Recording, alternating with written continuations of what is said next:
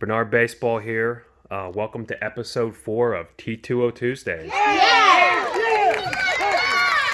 So if you're new to Bernard Baseball, we started a series 4 weeks ago where we look at one of these old tobacco cards each week.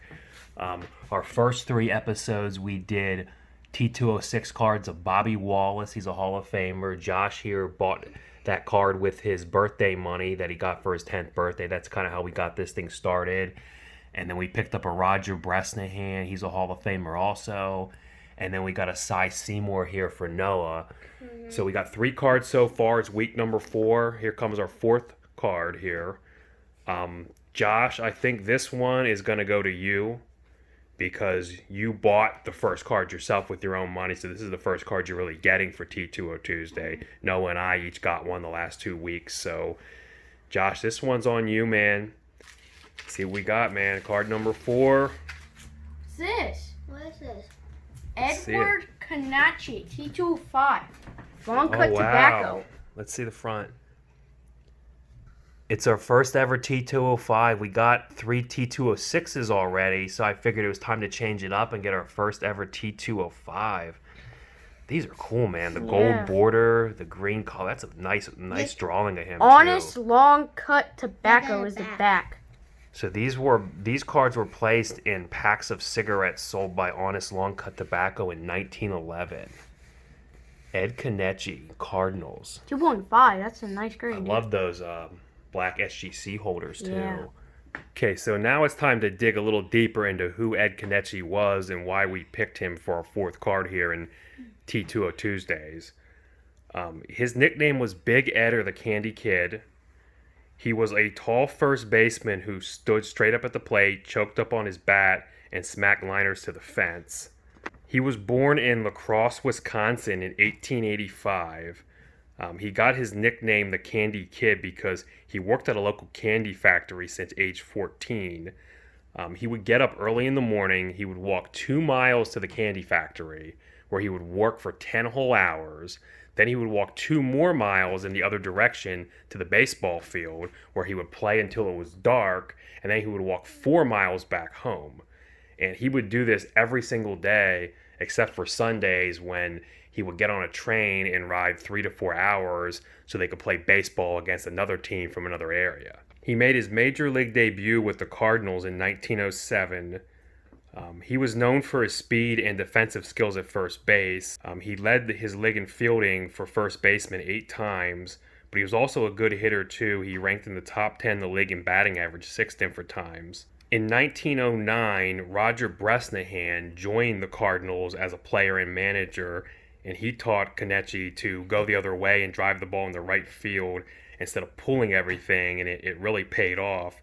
He had a big year that year and ended up finishing in the top 5 in the National League in hits, runs, total bases, triples, and RBIs. Josh, you like to go the other way. You're always driving balls in the right field. I think that's a really good skill for a young hitter. He led the Cardinals in hits for 4 straight years from 1909 to 1912, and he also had a 20-game hit streak in 1910.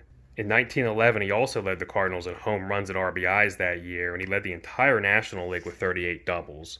During the 1911 season, the Cardinals were involved in a major train crash while they were traveling from Philadelphia to Boston for a game. 47 passengers were injured and 12 died. Even more people would have died, but Konetchy and Roger Bresnahan led the rescue effort and saved many passengers by carrying them to safety. How did the train crash? I don't know, but they did say that during the trip, the Cardinals team got moved to a different train car, and if they hadn't been, they could have been the ones that were killed in the crash. So after the 1913 season, he was traded to the Pittsburgh Pirates. The Pirates manager, Fred Clark, wanted him so bad that they actually almost traded an aging Honus Wagner to get him, but instead they agreed on a deal for 5 other players. But he didn't have the best year for the Pirates in 1914, so in 1915 he stayed in Pittsburgh, but he switched to the Pittsburgh Rebels of the Federal League and had a great year in which he hit .314 with 10 homers and 93 RBIs, all of which were career highs for him at the time. But after that season, the Pittsburgh Rebels disbanded and their stadium was demolished. so he returned to the National League and played the next 3 years with the Boston Braves. The day before the 1919 season, the Braves sold him to the Brooklyn Robins. They were also known as the Brooklyn Dodgers, where he got to play in his only World Series in 1920, but they lost to Tris Speaker's Cleveland Indians team. There's 2 people sold in 1919, Babe Ruth and him. Oh, wow. He finished out his major league career with the Phillies in 1921, and he went out with a bang. He hit a career high in homers that year and also turned 5 unassisted double plays at first base. He did play 6 more years of baseball with Fort Worth of the Texas League, and even hit .341 with 41 homers in 1925. That's a lot for an old guy. Now, all of our guys here so far, Bresnahan, Bobby Wallace, and Cy Seymour, they all pitched at some point. And Ed Konetchy, he was no exception. He also pitched a little bit, not as much as the other guys, but he did pitch a little bit too. After the 1910 season, he played in an indoor winter league, and he was a star pitcher of his team there and struck out 21 batters in a single game. Wait, there's indoor winter leagues? I had no idea, but apparently there was indoor winter leagues in 1910. Yeah, you actually played in an indoor winter league the past 2 winters here locally in a big giant dome stadium. He did pitch 3 games in the major leagues too. 2 of them were in relief, but he started and threw a complete game for the Boston Braves in 1918, but they lost 8-0. That complete game he threw is believed to be the last time in baseball history that a non-pitcher started a game and pitched more than 2 innings. Nowadays we see these position players pitching in blowout losses in relief, but he started and pitched a whole entire game, and that's the last time that happened. These old players eat nail sprinkles. He also has a few other cool accomplishments on his resume. He stole home twice in 1 game in 1907. He hit 2 inside the park homers in the same game in 1912. He got a hit in 10 straight at-bats in 1920, and he broke up 4 no-hitters in his career. He also has more career triples than any other player who's not in the Hall of Fame. Doesn't Sam Crawford have the record for triples? I don't know. So who is number 1 triples right now? Josh thinks it's Sam Crawford. I don't know.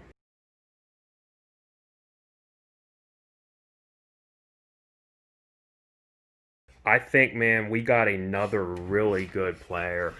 We got a Hall of Famer, Bobby Wallace, a Hall of Famer, Roger Bresnahan, should be a Hall of Famer, Cy Seymour, and another really solid player in Ed Konetchy with a lot of interesting facts. And who do you think is the best hitter out of here? Cy Seymour. You think Cy Seymour is probably the best hitter? Yeah. I think he was too. I'm gonna go with Cy Seymour as the best hitter of the group. Batting championships. Yeah, he won a batting title with that .377 average. Okay, well, I hope you guys enjoyed this 4th installment of T2-O-Tuesdays. Leave us a comment below and let us know if you have any ideas on which players or cards we should get for future episodes. And one is your favorite. Please take our video, subscribe to our channel, and turn that notification bell so you don't miss another video but not baseball. But not baseball. Peace out! Yeah!